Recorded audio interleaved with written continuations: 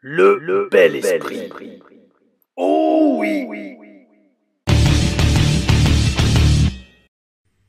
oui. Oh oui, mes amis.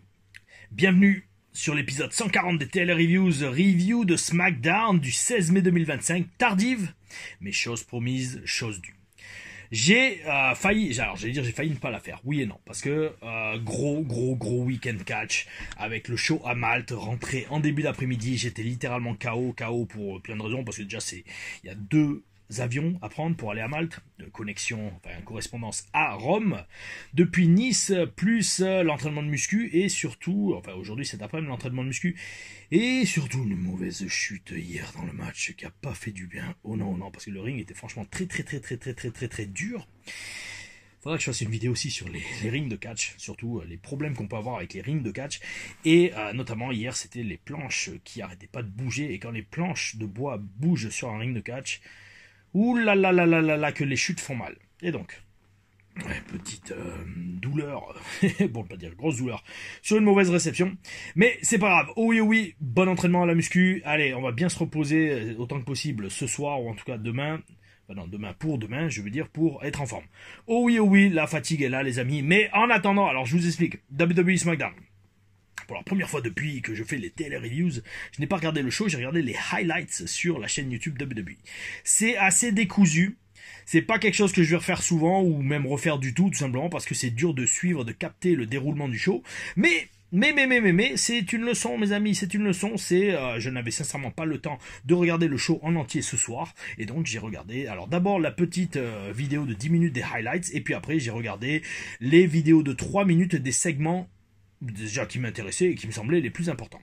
Et donc, mes amis, dans cet épisode du SmackDown du 16 mai 2025, depuis Greensboro en North Carolina, qu'est-ce qu'on a eu? On a eu, alors, c'est sûrement pas dans l'ordre du show, mais c'est pas grave, au moins c'est dans l'ordre d'importance et surtout dans l'ordre d'impact que ces segments ont eu sur moi-même, étant donné que je voulais quand même regarder le show pour suivre les storylines et aussi rester fidèle au public qui répond toujours présent. Bel esprit. De plus en plus de gens se rendent compte qu'il y a un très bel esprit dans les commentaires et sur la chaîne, et ça c'est oh oui, merci à vous les amis. Et donc par fidélité quand même à tous les gens qui regardent les reviews, je me suis dit non, je vais le faire. Pourquoi? Parce que c'est comme ça que je suis à la fois perfectionniste et fidèle à l'audience. Et donc mes amis, ce SmackDown, je voulais le voir et en faire même une review, même si elle va pas être, alors j'allais dire c'est même si elle va pas être longue. En général quand je dis ça, les reviews durent très longtemps. Et donc c'est parti. Donc on a eu une promo dans le ring entre Jacob Fatu, Solo Sikoa et JCM. Alors, JC Matteo, qui va être apparemment le nom de Jeff Cobb. Donc plusieurs notes dans ce que j'ai vu de cette promo. Alors déjà Fatu au micro, il a un charisme de plus en plus ouf. Un truc de ouf. Franchement, oui, on le dit, je vais beaucoup répéter dans cette review des choses que j'ai déjà dit pas mal de fois sur la chaîne et dont j'ai envie de dire quasiment tous d'accord. Mais Jacob Fatu va faire très mal. Là, il a un charisme de ouf au micro, de plus en plus. Solo Sikoa, alors par contre, Solo Sikoa lui aussi est énorme. Ça, je l'ai déjà dit dans le passé. Mais Solo Sikoa, je pense, va aller plus loin que ses deux frères, que Jimmy et Jey Uso. Alors Jey Uso, ok, champion du monde, mais Solo Sikoa, si les étoiles s'alignent et si le booking aussi s'aligne avec son destin et sa carrière, ouais, j'aimerais bien le voir champion du monde. Maintenant, comme on a vu, le booking fait tout en catch. Et si Solo Sikoa est toujours au milieu de storyline où le titre mondial et le podium le tremplin du titre mondial est occupé par des superstars qui ont beaucoup plus de poids dans la balance et surtout des salaires plus élevés, un peu dans la situation de LA Knight, ça va être dur pour lui d'atteindre le sommet. Mais il le mérite totalement. Pourquoi? Parce qu'il a plusieurs couches de personnalité qui sont top. On le voit au micro. Solo Sikoa, il peut être marrant, il peut être arrogant, il peut être frimeur, il peut être intense, il peut être sérieux. Waouh, le mec, il a tous les layers de personnalité, les différentes couches que n'ont pas ses deux frères, je suis désolé. Jey Uso, il galère à faire autre chose que Yeet. Jimmy Uso, s'ils l'ont pas poussé plus que ça, c'est que justement lui aussi il doit être très limité. Solo Sikoa va être le plus successful, le mec qui va, l'un des frères qui va avoir le plus de succès que en tout cas ses deux autres frères, Jimmy et Jey Uso. D'ailleurs, en parlant de ça, est-ce qu'on a tous remarqué, je pense que Solo Sikoa s'habille comme The Rock, old school, avec son col roulé noir et sa chaîne par-dessus le col. Est-ce que c'est voulu? Est-ce que c'est un clin d'œil? Est-ce que c'est une annonce du fait que The Rock va choisir Solo Sikoa comme nouveau protégé? Bonne question, mes amis. Jeff Cobb. Alors, Jeff Cobb, eh ben, il est pas si impressionnant que ça, quand même, physiquement. Surtout quand on le voit à côté de Jacob Fatu et Solo Sikoa. À voir comment il va être booké. Surtout à 42 ans. Et, en parlant de comment il va être booké, la promo est interrompue par LA Knight et ça donne donc un match entre LA Knight et JC Mateo, JCM. JC d'ailleurs, comme JC c'est quoi? C'est comme John Cena, les initiales de Jésus-Christ. Là aussi, est-ce que c'est voulu? Je sais pas. Non, je pensais à un truc, je me disais, ça aurait été un truc de heel de ouf. Que John Cena, après son titre du 17e fois champion du monde, eh ben dise, il y a un avant et après JC. Comme on dit avant et après Jésus-Christ. Ça serait une hit de taré. Mais ils sont pas allés jusque-là. Ils sont pas allés dans le blasphème jusque-là. JC Mateo contre LA Knight. Alors, LA Knight, j'ai vu que les highlights du match.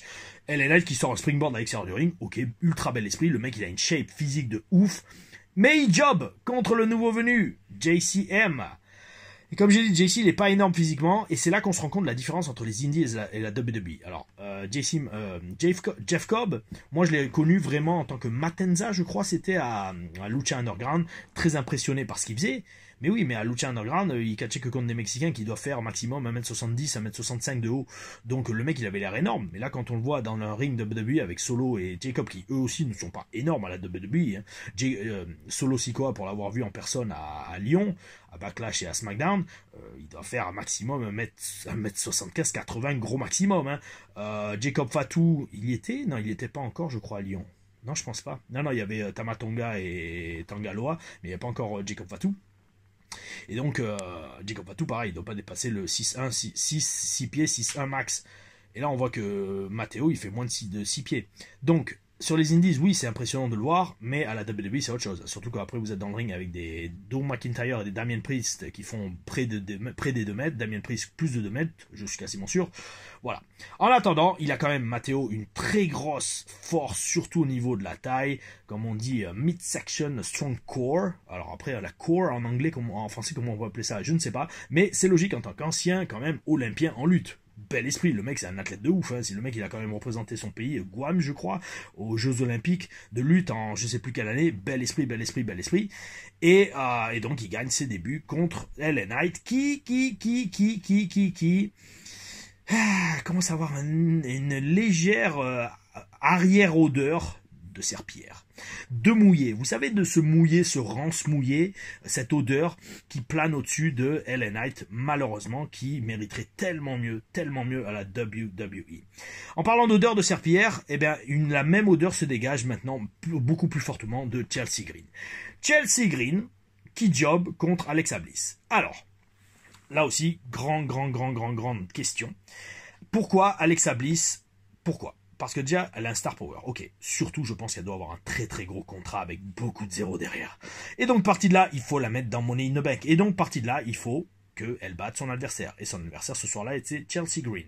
C'est triste, parce que l'avenir, c'est Chelsea Green, c'est pas Alexa Bliss, qui est à la WWE depuis tant d'années maintenant. Chelsea Green a encore de très belles années, et surtout, elle offre chaque fois des performances de ouf, aussi bien dans le ring que au micro, surtout, ce qui est très important, le micro à la WWE. Mais bon, ça suffit pas pour la faire gagner, se qualifier à Money in the Bank, et comme je dis, le salaire de Alexa Bliss justifie sûrement cette décision pour qu'on la voie dans le pay-per-view dans une position importante. Money in the Bank qui se rapproche très rapidement d'après ce que j'ai compris. Après on a un match où DIY fait les honneurs à Fraxium, rien d'autre à dire si ce n'est que c'est peut-être le début de la fin pour DIY qui job contre les nouveaux venus. Interview, alors là très important, ça je l'ai regardé pas en entier mais j'ai regardé la full 3 minutes sur YouTube. Interview de R-Truth. Alors là, j'étais très intrigué parce que je voulais voir la vibe de R-Truth qui va affronter donc John Cena à Saturday Night's Main Event. R-Truth commence... R-Truth commence très sérieux et il reste très sérieux tout au long de la promo. Et c'est ça qui est énorme parce que même dans sa, entre guillemets, folie, le personnage est incroyable. Le personnage est incroyable parce qu'on est incapable de dire si est-ce qu'il délire ou s'il croit vraiment ce qu'il dit. Qu'il veut sauver John Cena. Et que il croit pas que c'est le vrai John Cena qui l'a attaqué.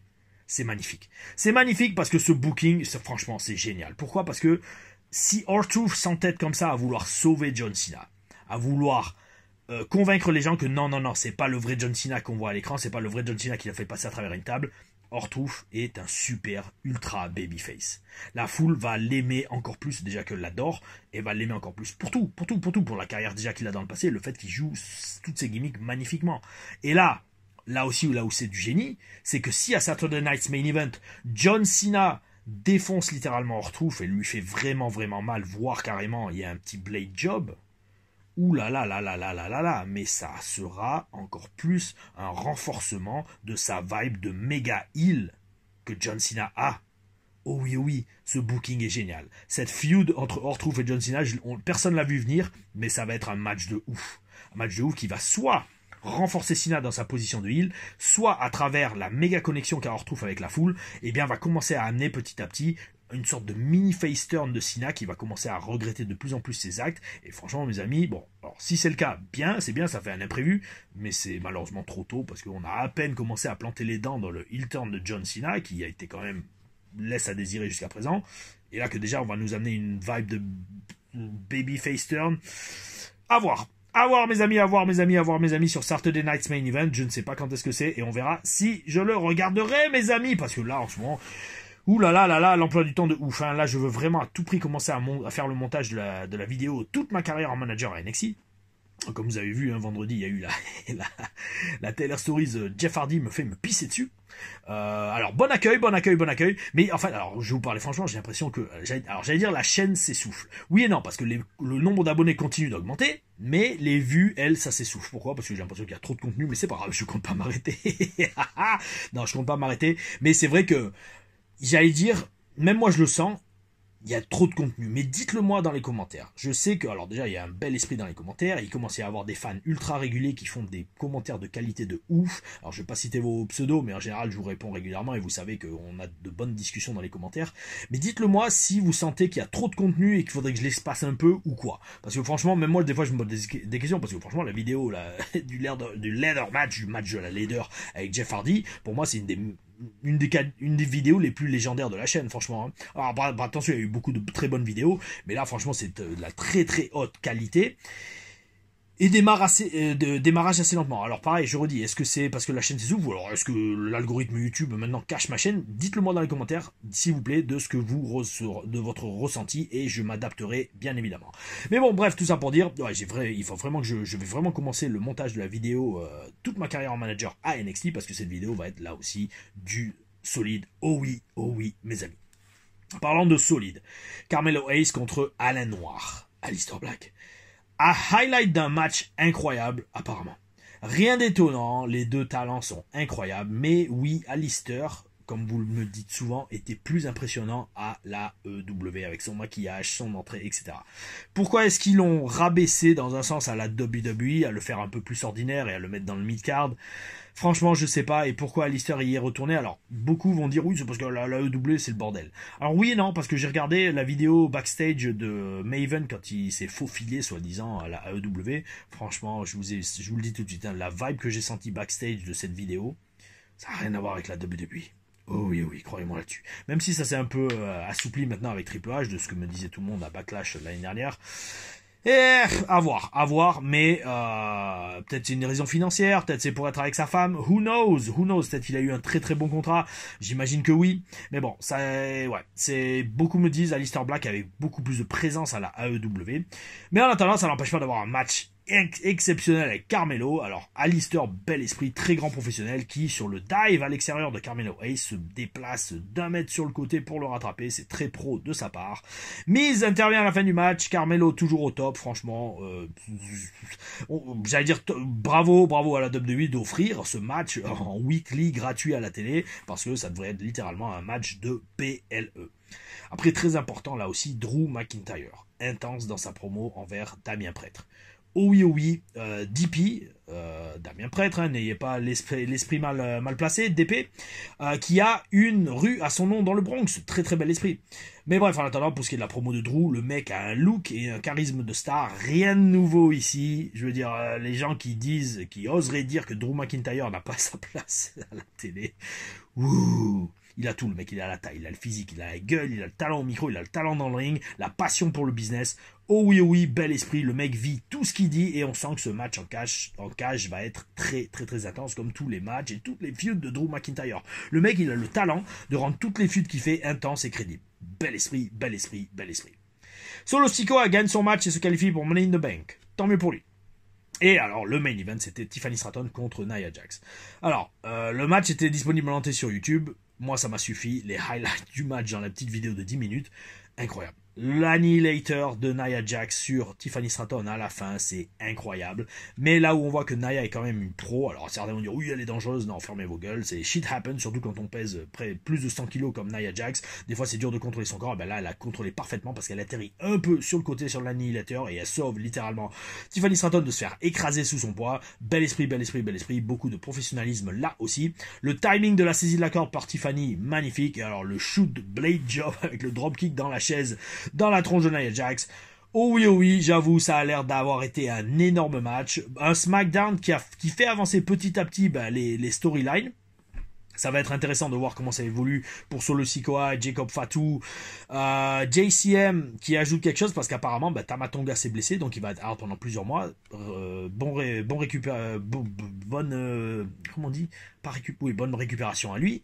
Oh oui, non, c'est surtout bonne rééducation. Voilà, bonne rééducation à lui, amigo. C'est jamais agréable d'être blessé. Moi, Dieu merci, je suis passé à côté de la grosse blessure samedi à Malte, mais c'était franchement pas très agréable.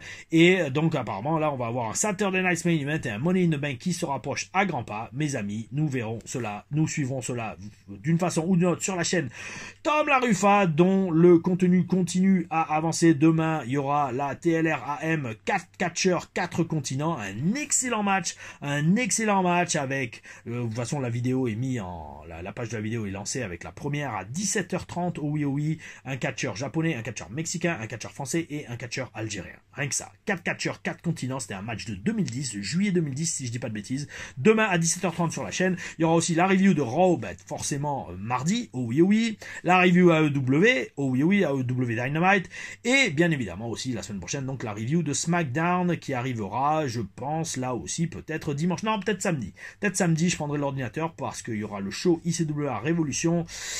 Samedi soir à Maubeuge, espérons que j'aurai bien récupéré de ma mauvaise chute, mais même si je vais pas récupérer, j'irai faire le show. Oh oui, donc juste soyez tolérants avec moi si vous venez voir le show. J'ai été un peu sonné hier soir. Pas une commotion, mais douleur dans le dos et la base du cou, mes amis. Oh oui, mes amis, en parlant de base, la base de la chaîne, c'est l'atmosphère et les interactions avec vous dans les commentaires. Donc mes amis, abonnez-vous, likez, partagez, oh oui, et aimez la vidéo. Et dans les commentaires, comme je dis, j'en sélectionne un à chaque TLR Reviews et je réponds à une question. Et donc cette semaine, c'est Galzeno19 qui me demande: Salut Tom, petite question, tu en penses quoi des catcheuses qui luttent avec des faux ongles ou des catcheurs avec des bijoux style boucle d'oreille, chaîne, bague, comme notre ami Montesfort qui nous a fait sur ce show? Personnellement, ça me sort du truc et c'est un petit détail pour moi, mais sans doute toi qui vis le truc, peut-être que c'est rien. Très bonne question, mais alors, Galzeno, j'ai déjà répondu dans des TLR reviews ou alors dans des interviews que j'ai déjà faites, je t'explique. Alors pour ce qui est des catcheuses qui catchent avec des faux ongles, franchement, je sais pas comment elles font. Moi, ça me gave de faire de la muscu, ne serait-ce que de la muscu avec des bagues ou des montres, je peux pas. À la limite des colliers, je veux bien, bel esprit, enfin même des colliers j'aime pas transpirer, surtout parce qu'en général mes colliers c'est des trucs soit des cristaux, soit des trucs en métaux mais énergétiques, genre des orgonites que je porte autour du cou. Donc partie de là j'aime pas transpirer avec ça parce qu'après ça va faire rouiller le truc, ça c'est le premier truc. Ensuite les bagues et les montres, alors les bagues et les bracelets, bel esprit pour le style, oh oui, mais dès qu'il s'agit de bouger ou de faire du sport, faut tout enlever et ça me gave. Alors les catcheuses qui catchent avec des faux ongles, je sais pas comment elles font. J'ai souvent posé la question à Mila, je lui fais mais meuf comment tu fais, Mila Smith, comment tu fais pour catcher avec des faux ongles? Elle me dit non ça va on s'y habitue et voilà, ok d'accord, respect les meufs, respect, mais c'est sûr que pour moi ça retire quelque chose parce que j'ai jamais vu des meufs en MMA boxer avec des faux ongles. Donc à voir. Et c'est comme ça que je raisonne. Je me dis bon, le catch à la base ça reste quand même la mise en scène d'un combat, et pour mettre en scène un combat et le rendre crédible, faire comme si c'était un vrai combat. Et donc partie là, catcher avec des bijoux, bof. Et pour ça, je l'ai déjà dit, mais je l'aurais dit pour te répondre Galzeno, lors de mes tryouts TNA Impact que vous pouvez trouver sur la chaîne en TLR Stories à analyser en vidéo et en commentaire, en direct en matant la vidéo. Tryout Impact était un match en équipe contre Bromance en mars 2016, mais diffusé en avril ou mai 2016 lors d'un pay-per-view One Night Only, j'ai tout dit. Et bien j'avais catché avec les boucles d'oreilles. Et même si on avait eu un contrat direct après le match, James Storm. James Storm, le cowboy, m'avait appelé backstage, il me fait tiens Frenchie viens voir, je vais te dire un truc.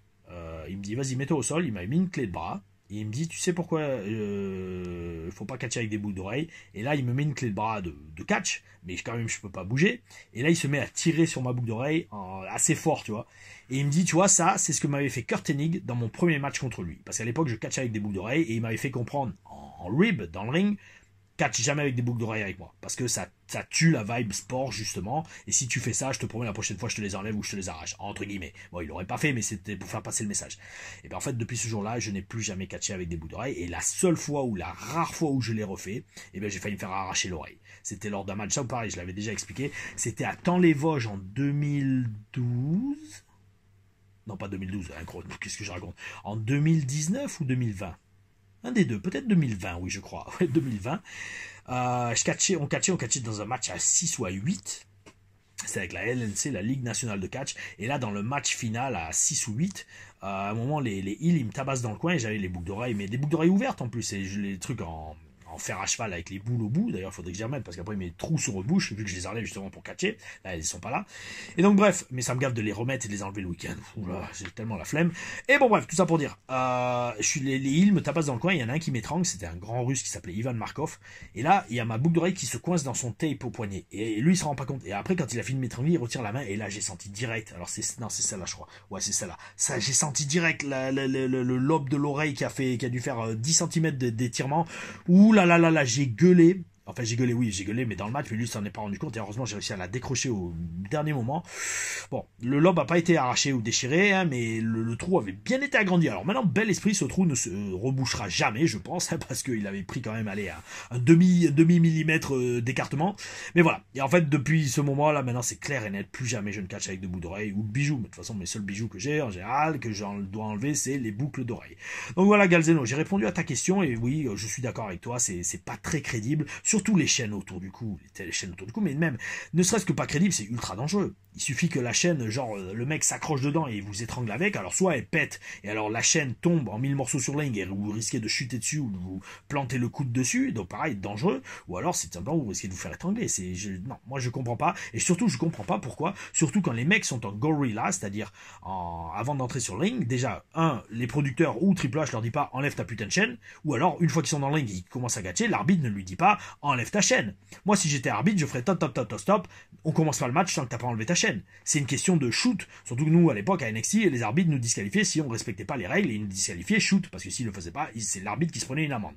Enfin bref, mes amis, tout ça c'est un autre débat, c'est un autre sujet. Oh oui, qu'on abordera sûrement, soit dans une TLR Reviews, soit dans une TLR Stories. Oh oui, en attendant, prochaine TLR Stories qui sortira, alors là, pas la semaine qui arrive, mais la semaine prochaine. Pourquoi? Parce que la semaine prochaine, enfin la semaine d'après, donc je pense la semaine du 29 peut-être, du 29 mai, qui est l'Ascension si je dis pas de bêtises, et bien ça sortira sûrement le jour de l'Ascension, mes amis. L'Ascension, oh oui, non, en manager, je ne m'étais pas frotté à eux, mais on s'était frotté à eux en équipe avec les légionnaires. Et vous verrez au final comment mon évolution en manager, qui a duré presque une année à NXT TV, eh bien, petit à petit, a amené mon début dans le ring en tant que catcheur, oh oui, catcheur français, pour enfin former l'équipe des légionnaires avec Marcus Louis, Sylvester Lefort, Marcus Louis, les légionnaires, oh oui, ça sera dans la TLR Stories, toute ma carrière en manager qui sera postée le 29 mai 2025. Oh oui. D'ici là, gardez le bel esprit. Aou.